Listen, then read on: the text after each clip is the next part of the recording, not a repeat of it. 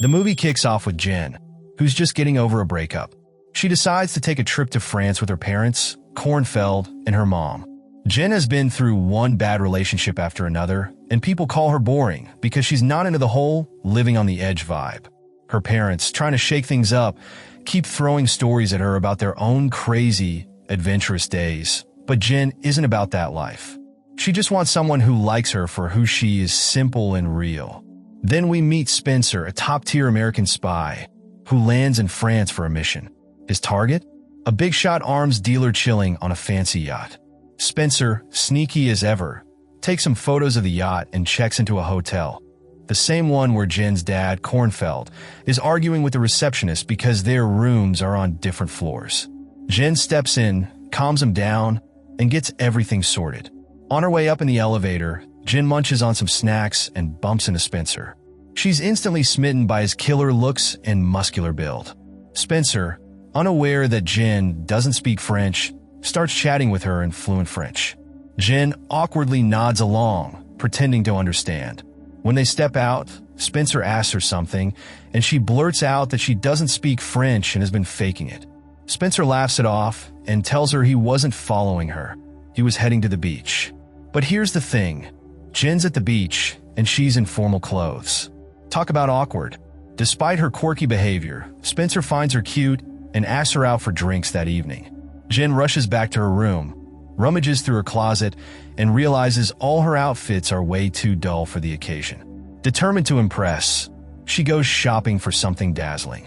Meanwhile, Spencer dives into the ocean, retrieves a hidden bomb, sneaks onto the target's yacht, plants the explosive on a helicopter, and makes a smooth getaway.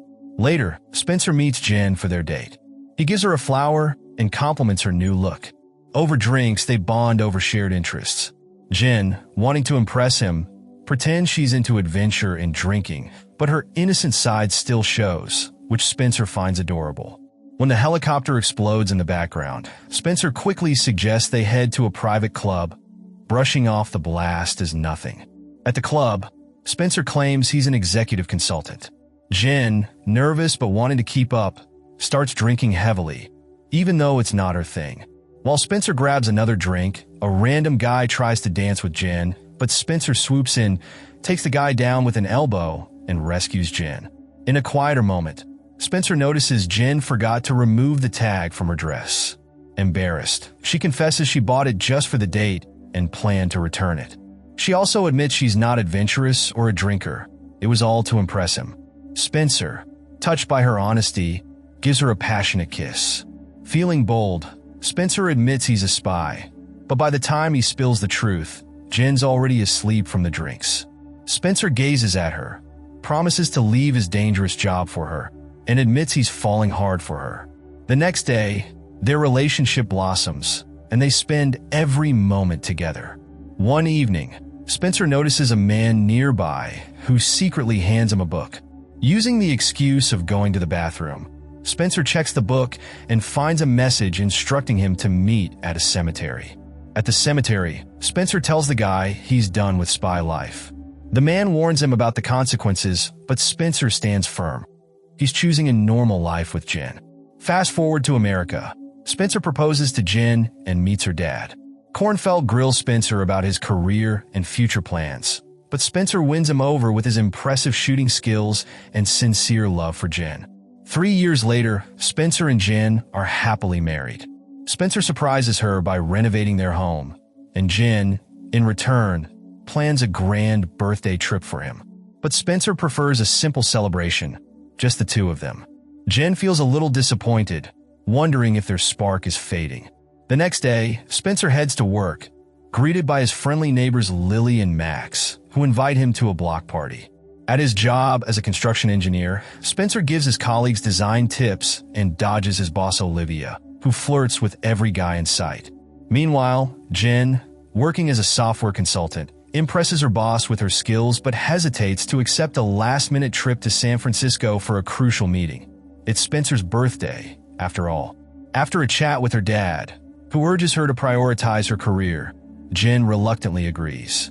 At work, Spencer finds a package with a familiar book and a postcard from his former boss, Holbrook. Spencer calls him, only to be mocked and threatened. Holbrook demands Spencer fulfill a contract and even threatens Jen's life. Panicked, Spencer retrieves his hidden guns, only to be interrupted by Kornfeld, who shows up unannounced. Kornfeld insists they go out for dinner, leaving Spencer on edge. As they head home, Spencer senses something's wrong. When they arrive, he's met with a surprise birthday party organized by Jen and their neighbors. Despite the cheerful atmosphere, Spencer can't shake his unease. Olivia flirts with him again. Henry annoys Kornfeld with his chatter, and Jen notices Spencer's tension. After the party, as everyone leaves, Henry drunkenly passes out on their couch. The next morning, as Jen packs for her trip, she notices Spencer acting strange. When she asks if he enjoyed the party, he brushes it off, but she senses something's up.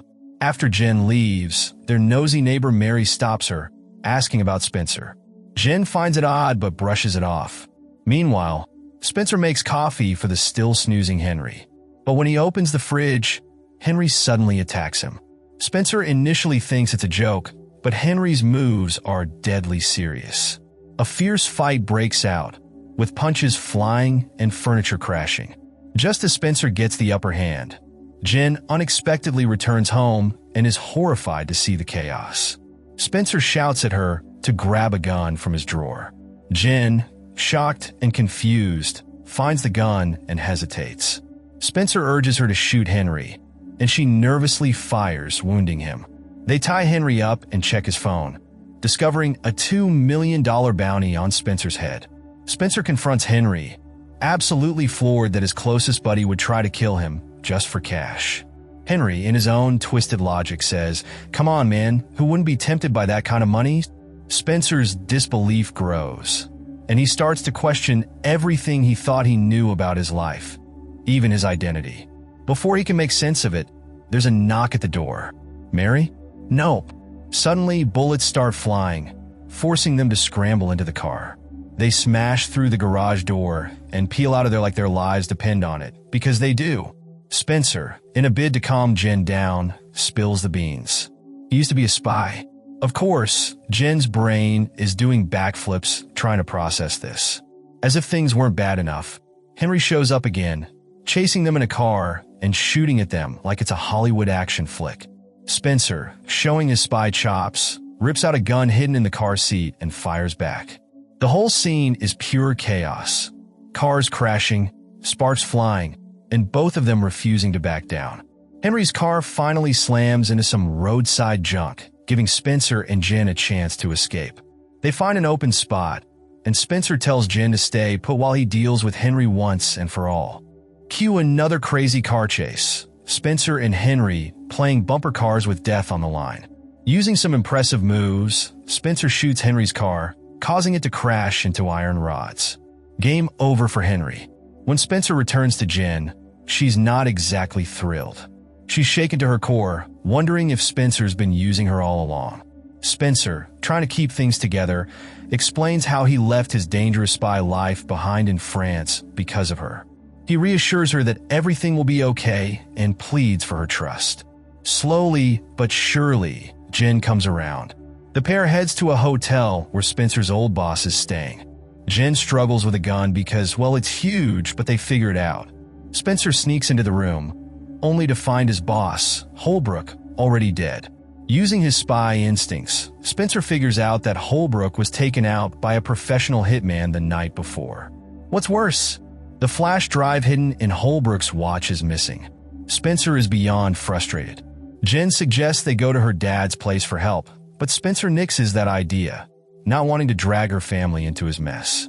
As they argue, Spencer accidentally says something rude about Jen's dad, which he immediately regrets. Jen storms off, feeling sick, and heads to a supermarket. There, she overhears someone mentioning pregnancy tests, and it hits her. Maybe she should take one. While picking out a test, Spencer, still paranoid from everything happening, gets suspicious of a random sales guy. To smooth things over, Spencer buys Jen some snacks and jerky to lift her spirits. Then, he decides they need a new plan, which involves stealing a car. Jen reluctantly goes along because, honestly, what choice does she have at this point? As they drive off, Spencer contacts his old agency to report Holbrook's death and the mess he's in. But things get even murkier when Spencer learns Holbrook didn't even have a target, leaving him more confused than ever.